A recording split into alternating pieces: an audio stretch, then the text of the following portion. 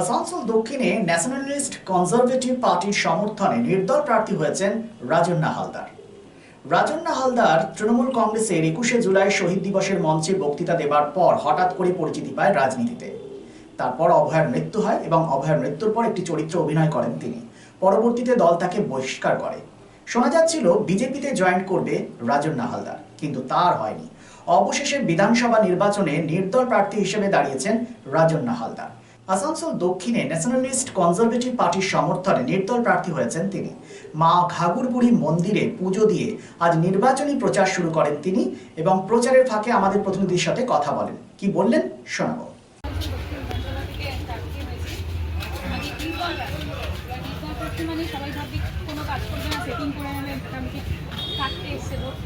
আমি সেটিং করতে আসিনি, বুক কাটতে আসি। তোমরা অনেক বঞ্চনার শিকার, আমি জানি। তো আমার আলাদা করে তোমাদেরকে বলার কিছু নেই।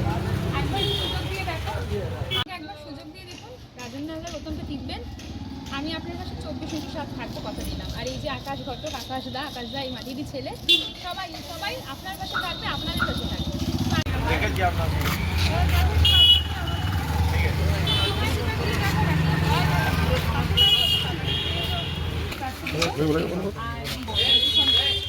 একবার একটু ভরসা করে দেখুন, দৌড়াদৌড়ি করে করতে পারবো।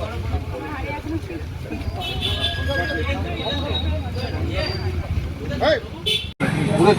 দেখতে পাচ্ছ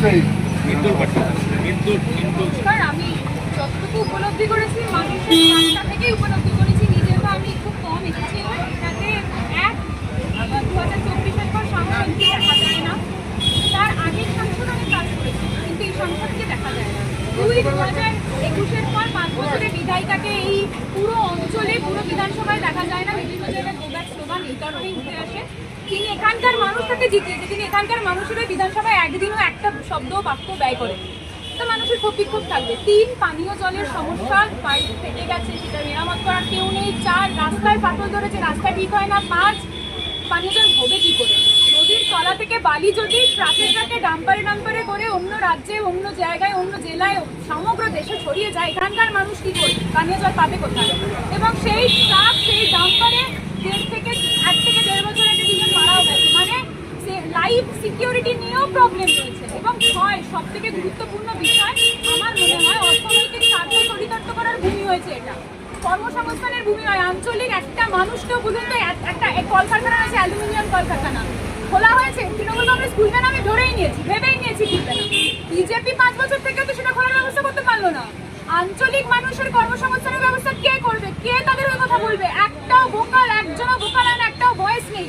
আমি চেষ্টা করছি তাদের ভয়েস হয়ে কথা বলেন। তুমি একটা সময় তৃণমূল কংগ্রেসের যুব সমাজের আইকন ছিল, তুমি জনসভাতে প্রচুর তারিফ করেছো তোমার বক্তব্য রাখার মধ্য দিয়ে।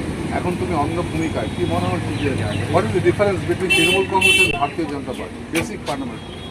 আমি যুব আইকন ছিলাম কিনা আমি সেটা বলতে পারবো না, তবে আমি যেটা বলতে পারি, যুব সমাজকে এগিয়ে নিয়ে যাওয়ার জন্য যুব সমাজেরই প্রতিনিধি দরকার। ডিফারেন্স যদি বলেন, আমার তো মনে হয় পয়েন্টের রিপিটার তোমার দেখুন, আমি ন্যাশনালিস্ট কনজারভেটিভ পার্টি প্রেসিডেন্ট। আমরা সমর্থন জানাচ্ছি রাজন্না হালদারকে। এখানে আমাদের লড়াই হচ্ছে তৃণমূলের বিরুদ্ধে। আমরা হার্ডকোর টিএমসি বিরুদ্ধে এবং হার্ডকোর বিজেপির বিরুদ্ধে। এখানে বিধায়িকা শুধুমাত্র ভোটের 3 মাস আগে বালি কোথায়, তার সাথে কোথায় বালি ঘাটে যাবে, নিয়ে যাবে, পানীয় জলের কোনো সমস্যা করতে পারে, সমাধান করতে পারে, ঠিক আছে। এবং তিনি যেভাবে 4.5 বছর এই সংস্কৃতিতে মিথ্যা প্রচার করেছেন, নিজের ক্যাডারদেরকে একটাও চাকরি দেয়।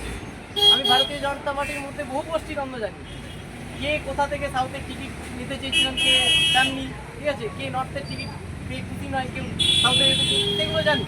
এবং দ্বিতীয়ত যে বলছে, এখানে অনেকে তাপস ব্যানার্জি বয়োজ্যেষ্ঠ নেতা, কিন্তু সেই তাপস ব্যানার্জি 2021-এ কিন্তু সাউথ থেকে 16-তে জেতার পরে 21-এ কিন্তু বিক্রয় করে রানীগঞ্জ চলে গেছে হারার ভয়ে। আবার রানীগঞ্জ থেকে ওনাকে এখানে চলে আসছে, ওখানেও কি হারার ভয় না? ওনাকে তৃণমূলের উচ্চ নেতৃত্ব জোকারের মতো একবার এই জায়গা আর ওই জায়গা চেঞ্জ করছে। এবং এখানে বিধায়িকা শুধুমাত্র ওনার ইন্টারেস্ট বালি, কয়লা, গরু। উনি তারপর বলেন যে আমি ইডি সিবিআই করছি, চিঠি করছি। ইডি সিবিআই চিঠির শ্বেতপত্র কোনো প্রকাশ আজ অব্দি দেখতে পেলাম না।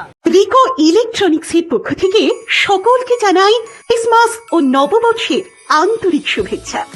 আজ থেকে শুরু হয়েছে এসি বুকিং স্কিম। এই অফারে আপনি পাচ্ছেন আপনার পছন্দের এয়ার কন্ডিশনার বছরের সবচেয়ে কম দামে, অনলাইনকে হার মানানো মূল্যে ক্রয় আর বুকিং এর ব্যবস্থা, সেই সাথে পুরনো এসি এক্সচেঞ্জের সুবিধা। পাবেন সামারে অতিরিক্ত মূল্যে কেনার ঝুঁকি থেকে সম্পূর্ণ মুক্তি, 20,000 টাকা অব্দি কার্ড ডিসকাউন্ট এবং সমস্ত অ্যাক্সেসরিজে 50% অফ। কেনাকাটা করুন বিশ্বাসের সাথে। 45 বছরের রিকো ইলেকট্রনিক, দত্তবাবুর দোকান, দুর্গা মার্কেট, আসানসোলে, যার কোথাও কোনো শাখা নেই। নিশ্চিত হতে কল করুন 9933056325 এই নম্বরে।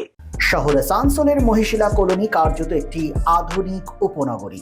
আবাসন শিল্পের চাহিদা মেটাতে ক্লাসিক রিয়েলটরস আরও একটি প্রকল্প, তপতি এনক্লেভ G+5। তপতি এনক্লেভে আপনি পাবেন 3 BHK ও 2 BHK আধুনিক রুচিসম্মত মডের মতো ফ্ল্যাট।